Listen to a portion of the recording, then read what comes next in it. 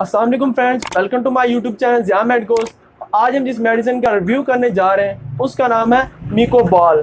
मिकोबाल 500 microgram की potency में available है और ये नबी कासिम प्राइवेट लिमिटेड की एक प्रोडक्ट है।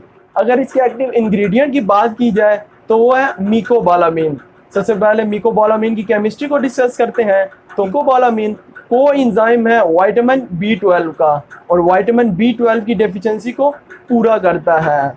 अगर इसके स्ट्रक्चर को डिस्कस करें तो विटामिन B12 का स्ट्रक्चर कुछ इस तरह है, जिसका केमिकल नेम अल्फा 5,6 डाइमिथाइल बेंजअमीडाज़ोलोल कोमिथाइल कोबामाइड है और इसके स्ट्रक्चर के सेंटर में कोबाल्ट एटम प्रेजेंट है और ये एक कोरिन रिंग स्ट्रक्चर है और इस कोरिन रिंग स्ट्रक्चर के साथ 4 पायरोल यूनिट्स अटैच हैं, जिसमें से ये 2 पायरोल यूनिट्स डायरेक्टली बाउंड हैं जबकि ये 2 pyrrole units indirectly through methane bridge attach है।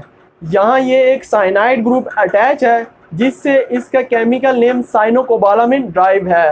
ये जो यूनिट है ये अमीनो आइसोप्रोपानोल यूनिट है और ये स्ट्रक्चर जो कि डाइमिथाइल बेंजअमीडाज़ोल है below the corrin plane cobalt atom से अटैच है। अब विटामिन B12 के बायोलॉजिकल रोल को डिस्कस करते हैं कि ये ह्यूमन बॉडी में किन फंक्शंस को परफॉर्म करता है।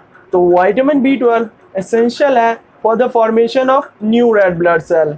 इसके साथ ही maturation of red blood cells जो कि बोन मैरो में होती है उसके लिए भी हेल्पफुल है। इसके साथ ही ये को फैक्टर है DNA सिंथेसिस में और न्यू प्रोटीन फॉर्मेशन में भी हेल्प करता है। इसके साथ ही नर्वस सिस्टम में ये माइलिन की सिंथेसिस में भी हेल्पफुल है। मगर इसकी ख़ास बात ये है कि ये विटामिन एनिमल और प्लांट्स में प्रेजेंट नहीं होता। इसका मतलब है कि आप इसे एनिमल्स और प्लांट सोर्सेज से ऑब्टेन नहीं कर पाते, जबकि ये माइक्रो ऑर्गेनिज्म जैसा कि एनाएरोबिक बैक्टीरिया हो गए वहाँ प्रेजेंट होता है। अब इसके यूजेज और क्लिनिकल एप्लीकेशन को डिस्कस करते हैं। तो आप विटामिन B12 और मेथिकोबाल को पेरिफेरल न्यूरोपैथीज के ट्रीटमेंट के लिए यूज़ कर सकते हैं। अब इसमें होता ये है कि आपकी जो पेरिफेरल नर्व है वो डैमेज हो जाती है, जिससे आपकी ब्रेन और बॉडी की जो कोऑर्डिनेशन है वो वीक हो जाती है, जिससे आपको मसल वीकनेस, जिसे पट्टों और जोड़ों की कमज़ोरी कहा जाता है, वो हो जाती है। इसके साथ ही आपको नंबनेस यानी आपके हाथ और पाँव सुन्न हो जाते हैं और इसके साथ ही आपके हाथ और पाँव में टिंगलिंग होती है। इसके साथ ही अगर आपको ब्लड डिसऑर्डर हो जैसे कि पर्नीशियस एनीमिया हो, जिसमें आपका रेड ब्लड सेल काउंट कम हो जाता है और हीमोग्लोबिन कम हो जाता है, जिससे खून की कमी हो जाती है, तो इसके ट्रीटमेंट के लिए इसे यूज़ किया जाता है। इसके साथ ही मेगालोब्लास्टिक एनीमिया जिसमें structurally abnormal red blood sales की प्रोडक्शन होती है, तो उसके ट्रीटमेंट के लिए भी इसे यूज़ किया जाता है।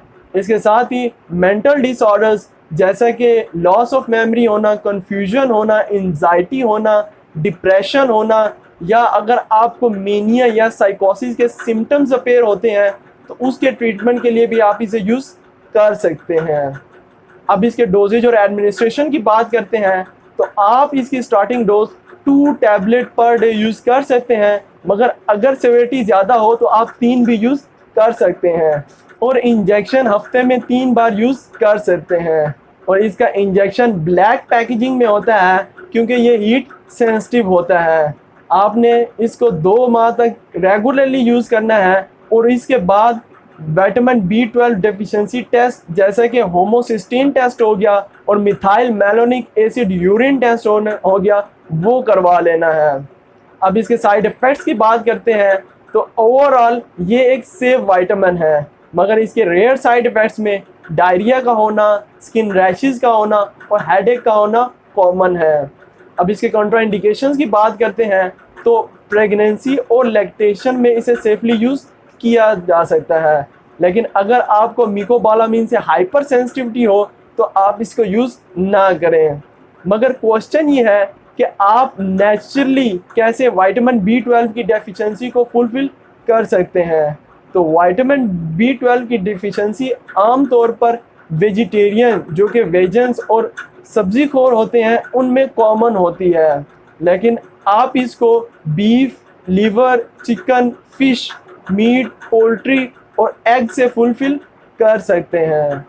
अगर लास्ट में इसकी क्लिनिकल एप्लीकेशन को सम अप किया जाए तो आप इस ड्रग को पट्ठों की कमज़ोरी, जोड़ों की कमज़ोरी, दिमागी कमज़ोरी, थकावट का महसूस होना, भूल जाना, याददाश्त की कमज़ोरी और खून की कमी के लिए सेफली यूज़ कर सकते हैं। अगर आपको मेरी ये वीडियो अच्छी लगी हो तो मेरी इस एफर्ट को अप्रिशिएट ज़रूर कीजिएगा। अपना और मेरे YouTube चैनल का ज़रूर ख्याल रखिएगा।